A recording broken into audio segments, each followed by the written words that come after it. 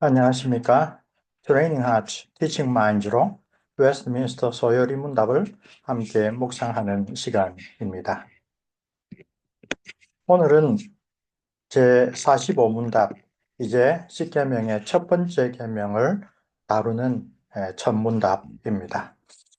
소요리 문답은 10계명의 각 계명을 가르칠 때에도 자녀들에게 성경의 핵심 교훈들을 가르치기 위한 목적에 따라 첫째, 그 계명은 무엇인지, 둘째, 그 계명이 하라고 명령하는 것은 무엇인지, 셋째, 그 계명이 하지 말라고 금지하는 것은 무엇인지 각각 하나씩 문답을 배정하여 가르칩니다. 그래서 45문답에서는 첫 번째 계명은 무엇입니까? 묻고 46문답에서는 첫 번째 계명이 하라고 명하는 것은 무엇입니까? 라고 묻고 47문답에서는 첫째 계명이 하지 말라고 금하는 것은 무엇입니까? 이렇게 한 계명에 최소한 이 세 가지 질문을 통하여 차례대로 빠짐없이 가르치려고 노력합니다. 근데 이 세 가지 질문들 외에도 특별히 강조하여 가르칠 바가 더 있을 때는 문답이 추가되기도 합니다. 가령 제2계명에서 내 앞에서라는 말이 특별히 강조하는 것은 무엇입니까? 뭐 이런 식으로 계명마다 중요한 부분이 있으면 그것을 해설하는 문답이 추가되기도 합니다. 제45문답은 첫째 계명이 무엇인지 질문하고 그 대답을 내 앞에서 다른 신들을 내게 두지 말지니라 라는 답변을 우리에게 가르쳐 줍니다. 이 첫 번째 계명은 하나님의 백성이 마땅히 받들어 섬겨야 할 참된 신은 오직 야훼 하나님 밖에 없다는 사실을 가르칩니다. 그리고 그 하나님은 십계명 서문에서 밝힌 대로 이스라엘을 애굽 땅 노예의 삶에서 건져내신 구원의 하나님이며 또한 그들의 선조들에게 자신을 계시하신 전능하신 창조주 하나님입니다. 그에 비하여 다른 신들은 모두 타락한 인간들이 창조주 대신에 피조물들 가운데서 자기들이 의지할 대상으로 선택하여 심으로 섬겼던, 따라서 참된 하나님과 비교할 때 거짓된 존재들입니다. 선지자 이사야를 비롯하여 많은 주의 사역자들은 우상숭배의 허망함을 지적할 때에 하나님이야말로 창조주이며 참된 구원의 능력을 가지신 하나님이시다 라고 가르칩니다. 그 외에 모든 다른 헛된 신들은 사람들이 타락한 마음에서 자연 대상 가운데 자기들이 신이라고 인정하고 섬기는 하나님께서 인간에게 다스리라고 주신 피조물들을 오히려 자기를 지배하는 자들로 만들어낸 이 타락이 가져온 소외 현상이라고 잘 지적을 하지요. 그러므로 십계명의 첫째 계명에서 하나님은 사람들이 믿어야 할, 의지해야 될 참된 대상이 누구신가를 먼저 분명히 가르쳐 주시는 것입니다. 화요일 묵상에서 유일하신 참 하나님, 전능하신 창조주이며 긍휼하신 구세주이신 야훼 하나님을 대면하는 것은 결코 쉬운 일이 아니다라는 것을 시내산에 모였던 이스라엘 백성의 회중, 곧 자기의 몸과 마음을 또 의복까지 정결케 하고 시내산에서 하나님이 친히 강림하셔서 백성들을 대면하셨던 바로 그 사실을 경험한 이스라엘 백성들의 그 반응을 보여줍니다. 그때 이스라엘 백성들은 하나님을 만난 기쁨과 감사와 찬양이 아니라 두려움과 공포에 사로잡혔습니다. 그들은 야훼 하나님의 육성으로 선포된 십계명의 말씀을 들었으나 그 내용보다는 그 거룩하신 임재에 압도당했습니다. 하나님 앞에 서서 하나님의 강림하심을 체험하는 것은 참으로 놀라운 특권이었지만 그러나 그 이스라엘 백성들은 스스로 그런 자격이 없다고 느끼게 되었습니다.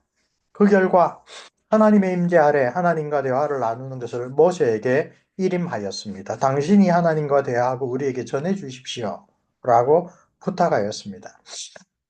그런 반응은 한편으로 거룩하신 하나님 앞에서 죄인된 자신의 실체를 깨달은 겸비한 결과라고 할 수 있습니다. 그러나 다른 한편으로 그 이후에 일어난 일을 보면 구원받은 하나님의 백성이 십계명의 제1계명을 지키는 데에도 부족하기 짝이 없는 완악한 자들이라는 것을 드러내 보여준 사실이기도 합니다. 모세가 시내산에서 40주야를 하나님과 함께 보낸 다음에 그 산에서 내려왔을 때 이스라엘 백성들은 금송아지 우상을 만들어 자신의 종교적 필요를 채우고 있었습니다. 출애굽기 32장 1절로 4절의 말씀이 바로 그것을 우리에게 알려줍니다. 그것은 음란한 축제를 동반한 우상숭배였습니다. 많은 구약학자들은 이들이 이집트 시절에 애굽에서 노예되었던 시절에 보았던 이집트인들의 우상숭배 중에 아피스 신, 그 아피스 신의 형상이 금송아지였거든요. 그래서 아피스 신의 그러한 습관에 따라 하나님을 섬긴다고 하는 아주 잘못된 일을 저질렀다라고 이야기를 합니다. 참된 하나님만을 섬기라는 십계명의 첫 번째 계명을 이스라엘 백성들은 40일 동안 모세가 하나님과 대화하는 동안 한 달하고 열흘 지난 시간에 까맣게 잊어버리고 이 모세가는 죽었는지 살았는지 알 수 없다고 생각하고 그들의 종교적인 욕구를 혹은 불안한 마음을 혹은 그들이 바라는 것을 이루기 위하여 십계명의 1계명을 무시하는 그런 만행을 저질렀습니다. 시내산에서 하나님께서 친히 들려주신 그 십계명을 이들은 불과 40일 만에 깔끔히 어겨버리는 그러한 짓을 저질렀습니다. 이들의 행태를 보면 제1계명이 얼마나 중요한지 내 앞에 다른 신을 두지 말라라고 첫 번째로 가르치신 것이 얼마나 의미 깊은 계명인지를 우리가 기억하게 됩니다. 제1계명의 핵심적인 의의는 구약 성경 전체에 걸쳐서 뚜렷하게 나타납니다. 이방 족속들은 말할 것도 없고 하나님의 언약 백성인 이스라엘조차도 그 역사를 일관하여 야훼 하나님만을 사랑하고 섬겨야 한다는 제1계명의 정신을 바르게 붙잡는데 자주 실패하였습니다. 때때로 그들은 야훼 하나님 대신에 자신들에게 안정과 번영을 가져다 줄 수 있다고 믿은 다른 신들을 섬겼습니다. 하나님께서 여호수아를 통하여 가나안 7족을 완전히 멸하라라고 하셨을 때는 그것은 잔인한 인종 청소를 원하셨던 것이 아니라 그들이 하나님 앞에 폐괴하였던 모든 행위들, 우상 숭배에 빠져서 저질렀던 모든 악행들을 하나님의 백성들은 결코 본받아서는 안 된다라고 하는 뜻이 있었죠. 그러나 사사기 시절부터 그들은 하나님의 말씀을 철저하게 순종하는데 실패하였고 곧이어 그들이 남겨두었던 가나안 족속들의 옛 우상숭배의 풍습이 하나님의 언약 백성들의 참된 신앙을 좀먹는 일을 하게 되었습니다. 우리가 사사기를 통하여 거듭 반복하여 볼 수 있는 그런 영적인 타락의 현실입니다. 때때로 그들은 아합 시절의 북이스라엘 백성들처럼 하나님과 바알을 겸하여 섬기려고 하였습니다. 선지자 엘리야가 갈멜산 위에서 이스라엘 백성들에게 촉구하였죠. 야훼 하나님을 섬기려면 그분만 섬겨라. 바알을 섬기려면 그 바알만 섬겨라. 하나님은 이 마음을 나누어서 하나님도 섬기고 바알도 섬기는 그런 식의 신앙은 결코 용납하지 않는다라고 이야기를 했습니다. 이사야 선지자 이래로 많은 선지자의 예언을 우리가 가만히 살펴보면 출애굽 시절의 광야교회, 즉 광야 40년 동안에도 이스라엘 백성은 야훼 하나님을 섬길 뿐만 아니라 뒤로 참으로 다양한 우상 숭배를 저지르고 있었다는 사실을 알게 됩니다. 신약 시대에 접어들면 구약의 이스라엘 백성들에게 종종 발견됐던 다양한 우상들의 이름은 거의 찾아볼 수 없게 됩니다. 바알이나 몰렉이나 아세라나 그런 구약 시절의 대표적인 우상들의 이름이 신약에서는 거의 나타나지 않습니다. 그러나 신약 시대의 배경인 로마 제국에서도 갖가지 이교 신앙 및 그와 관련된 우상들은 존재했습니다. 단지 신약 성경을 구약 성경과 비교해 보면 우상들의 수나 우상 숭배 행태가 현저하게 줄어든 것 같기도 합니다. 그렇지만 제1계명의 의의와 중요성은 여전히 뚜렷합니다. 왜냐하면 하나님 대신 사람들이 의지하는 대상으로서의 우상들은 어느 시대 어느 장소에서도 여전히 존재하기 때문입니다. 예수님을 찾아와 영생을 구하였던 부자 청년 관원에게는 맘몬, 즉 돈을 사랑하는 마음이 참된 신앙을 가로막는 우상숭배였습니다. 예수님께서 그에게 이웃사랑을 가르치고 그 이웃사랑을 실천하였다라고 생각하는 그에게 참 이웃사랑의 정신을 깨우치기 위하여 내 재물을 팔아 가난한 자들에게 나누어 주고 나를 따르라 라고 했을 때 부자 청년 간호는 그 말씀을 받아들이지 못했습니다. 복음서 기자는 그 이유가 그가 재물이 많은 까닭이라고 분명하게 지적합니다. 청년 간호에게는 바로 그 재물이 영생의 길을 추구하는데 걸림돌이 되었던 우상숭배였습니다. 이 사실에서 우리가 잘 알 수 있습니다. 제1계명은 오늘날 우리에게도 가장 기본적인 신앙의 지침, 신앙의 교훈, 하나님만을 섬기라고 하는 것이 얼마나 중요한 하나님의 뜻인지를 깨우쳐 줍니다. 사도 바울은 그의 옥중서신에서 신약시대의 우상숭배에 관하여 통찰력 있는 교훈을 제시합니다. 빌립보스에서 바울은 그리스도의 십자가의 원수들에 관하여 성도들에게 경고하면서 그들이 섬기는 대상은 배, 우리의 스타마크, 위장이라고 가르칩니다. 은유적인 표현입니다. 그들이 가장 중요하게 여기는 바는 잘 먹고 잘 사는 그들의 육신적인 요구들입니다. 그들은 하나님의 영광과 하나님의 뜻에 관심이 있기보다도 이 세상에서 어떻게 우리가 행복하게 잘 살고 우리의 소원을 이루며 살아가는 것, 그게 가장 중요한 것입니다. 그러한 욕구들은 종종 탐심으로 표현됩니다. 즉, 자기의 것이 아닌 것을 자기 것으로 삼아 즐김으로써 만족을 얻으려고 하는 죄악된 마음, 탐심으로 표출되곤 합니다. 바울은 바로 그런 탐심이 우상숭배라고 정확하게 지적합니다. 바울의 이런 교훈은 구약시대의 다양한 우상숭배의 본질을 이해하는 데 큰 도움이 됩니다. 우상숭배의 목적이 무엇입니까? 어떤 특정한 신들을 섬기는 까닭은 무엇입니까? 그들에게 재물을 갖다 바치고 그들에게 기도하고 그들에게 우리의 소원을 아뢰는 까닭은 무엇입니까? 여러 가지 대답을 찾을 수 있겠지만 탐심은 우상숭배라는 사도적 교훈은 과거의 그런 다양한 우상숭배의 저변에 자신의 욕구를 이루기 위하여 그 욕심을 성취할 수 있도록 해줄 능력이 있는 대상에게 내가 엎드리고 의지하고 나의 예배와 나의 헌상을 통하여 그 우상들이 나의 탐심을 만족시켜주는 바로 그것이 우상숭배의 중요한 한 가지 본질이라는 것을 알 수가 있습니다. 만일 오늘 우리가 원하는 바를 창조주이자 구세주이신 하나님이 아니라 다른 어떤 대상에 의지하여 구한다면 우리 역시 제1계명을 대놓고 어기는 것입니다. 자, 우리는 소요리 문답을 묵상하면서 또 관련된 내용을 개혁교회의 또 중요한 요리문답인 하이델베르그 요리문답을 통하여 살펴보도록 하겠습니다. 보충된 내용을 우리가 묵상하는 셈입니다. 하나님을 사랑하라. 제1계명은 하나님께서 원하시는 언약적인 사랑은 하나님의 말씀을 신뢰하고 하나님의 뜻에 순종하는 것이다 라고 우리가 여러 번 되새겼습니다. 신명기가 있어 아주 가르쳐 주고 있습니다. 예수님께서 하신 말씀도 마찬가지입니다. 나를 사랑하는 자는 내 계명을 지키는 자이다. 신명기에서도 하나님이 원하시는 언약적인 사랑은 신뢰와 순종에 있다 라고 가르칩니다. 하이델베르그 요리문답은 제1계명에서 하나님이 우리에게 요구하시는 바를 부정적 측면과 긍정적 측면으로 나누어 설명합니다. 그러나 소요리문답처럼 그것을 각기 다른 문답으로 나누지 않고 한 문답, 94문답에 함께 설명합니다. 우선 하나님 외에 다른 것을 의지하는 모든 행위를 매우 소중한 내 영혼의 구원과 복을 위하여 피하고 멀리하라 라고 가르칩니다.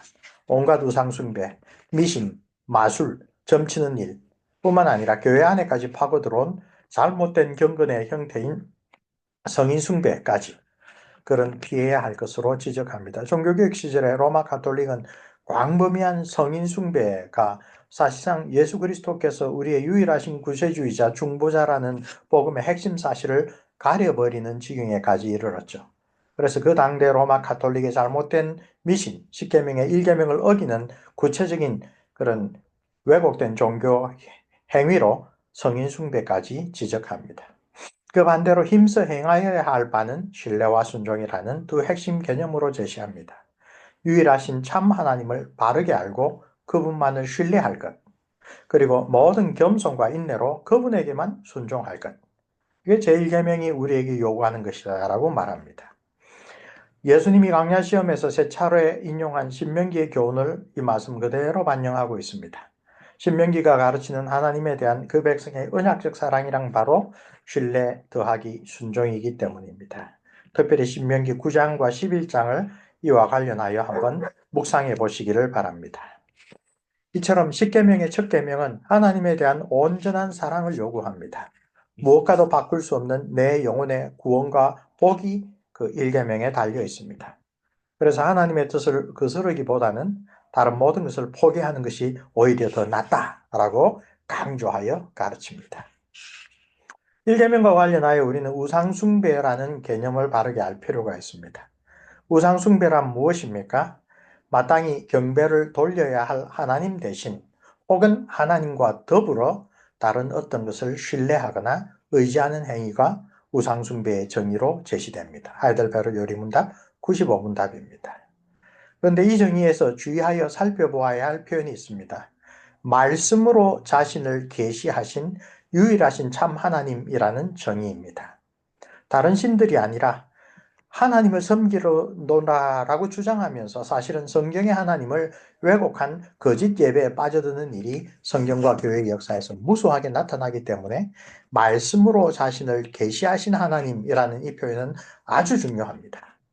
하이델베르그 요리문답은 우상숭배의 두 번째 의미를 하나님과 나란히 혹은 하나님과 더불어라는 표현으로 설명합니다.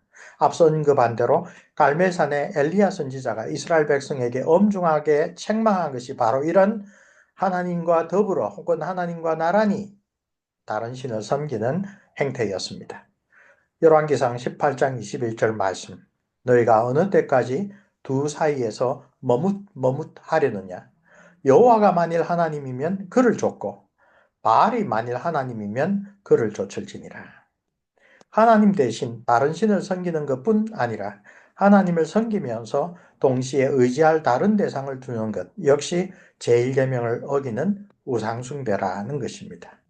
구약 백성에게는 야훼 플러스 바알이었지만 오늘 우리에게는 야훼 플러스 우리가 실제로 의지하고 있는 대상들, 예수님께서 가장 자주 언급하신 것은 맘몬입니다. 너희가 하나님과 맘몬을, 재물을 겸하여 섬길 수 없느니라. 오늘날에도 그런 점에서 우상숭배는 계속됩니다.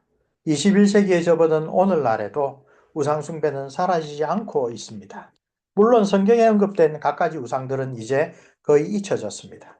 사람들은 더 이상 바알을 숭배하지 않고 올림푸스의 신들도 공경하지 않습니다.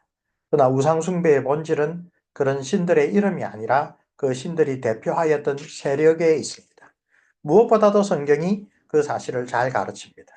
하박국 선지자는 그들은 그 힘으로 자기 신을 삼는 자라, 자기 자신의 힘을 하나님 대신 의지하는 것. 내가 언제 금으로 내 소망을 삼고 정금들어 너는 내가 의뢰하는 바라고 하였던가. 욥이 자기의 경건한 신앙을 증거하면서 나는 재물에 나의 소망을 걸어두지 않았다라고 이야기를 합니다.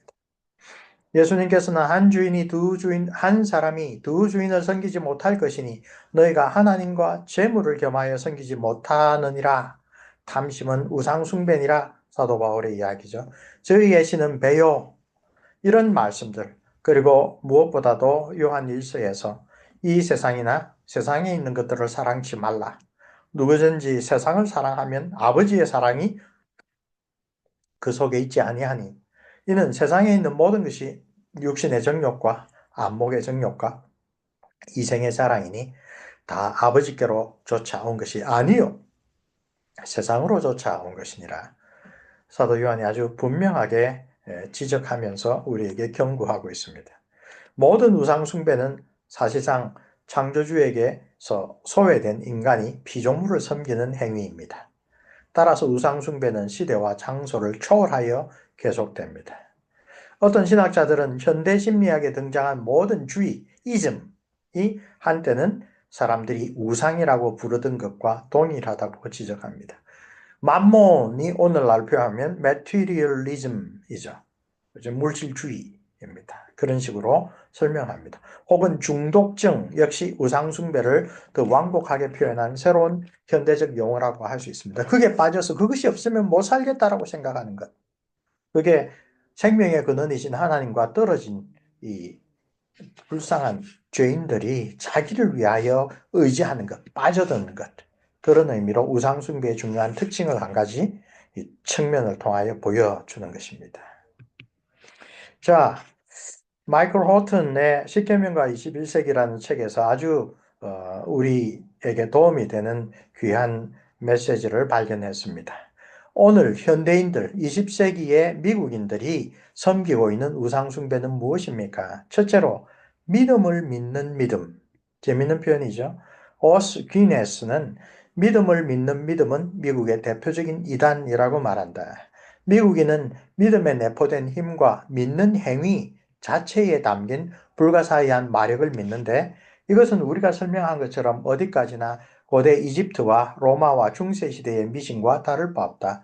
그들에게 믿음의 행위는 실제로 중요하지만 믿음의 대상은 부차적이다. I believe, I am believer 라고 이야기를 하면서 내가 믿는다라고 하는 그 자체의 의미가 드는데 당신이 누구를 믿느냐? 당신 믿는 그 신은 어떤 신이냐? 이런 데 별로 생각이 없습니다. 결국 내가 신뢰하는 대상이 자신의 소원을 이루어 줄 수 있으면 그 신이 성경의 하나님이든 아니든 큰 상관이 없는 것입니다.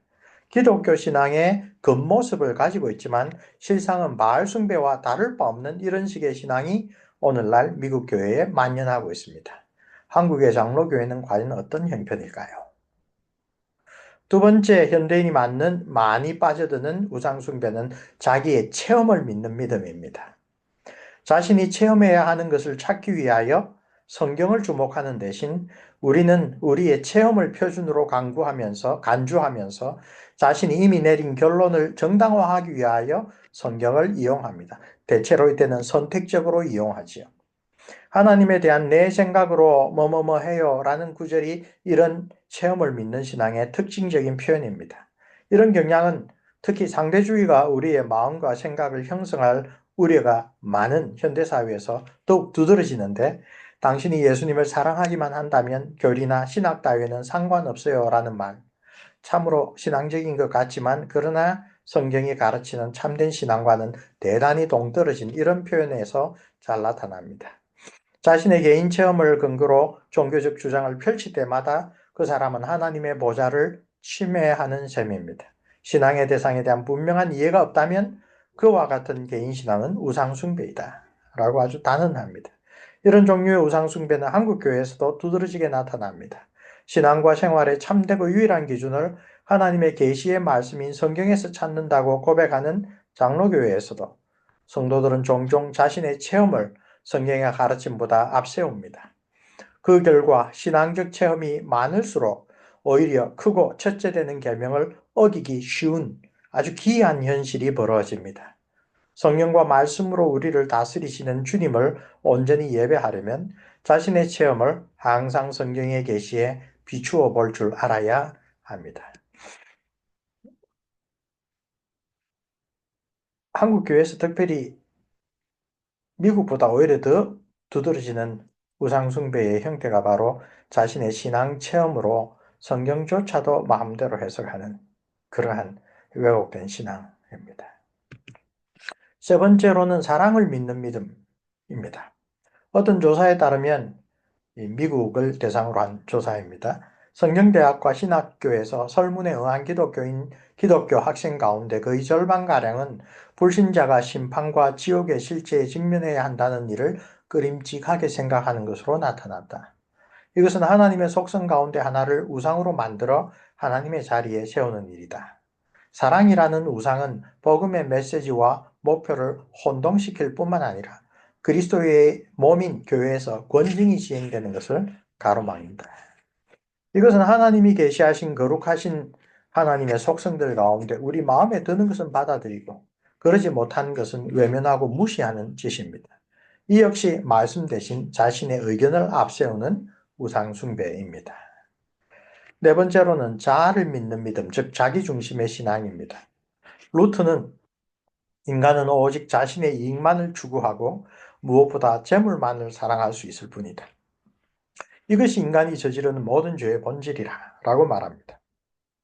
그러나 로버트 슐러, 크리스탈 처치의 그 유명한 설교자이죠. 자아를 사랑하는 것은 인생의 근본 의지이며 또한 근본 의지여야 한다라고 마틴 루터의 주장, 성경적인 가르침과 정반대되는 것을 현대인들에게 복음으로 설파합니다. 과거의 기독교가 부도덕하다고 생각했던 많은 것이 오늘날에는 미덕으로 간주됩니다. 하지만 사람이 악을 선으로 부르고 선을 악으로 부를 때 그것은 교회의 무질서를 보여주는 또 하나의 증거에 불과하다. 종교개혁의 경건이 오늘날 어떻게 근본적으로 뒤집혀져 있는지를 잘 보여주는 사례입니다. 로버트 슐러와 그의 수제자인 조엘 오스틴 같은 사람들은 인간이 하나님의 형상, 곧 하나님의 영광을 위하여 지음받은 인간이라는 성경의 근본 메시지를 소홀하게 여깁니다. 오히려 그들은 인간을 위하여 존재하는 하나님을 강조하여 가르칩니다. 이것은 이름만 박힌 바알 숭배와 다를 바가 없습니다.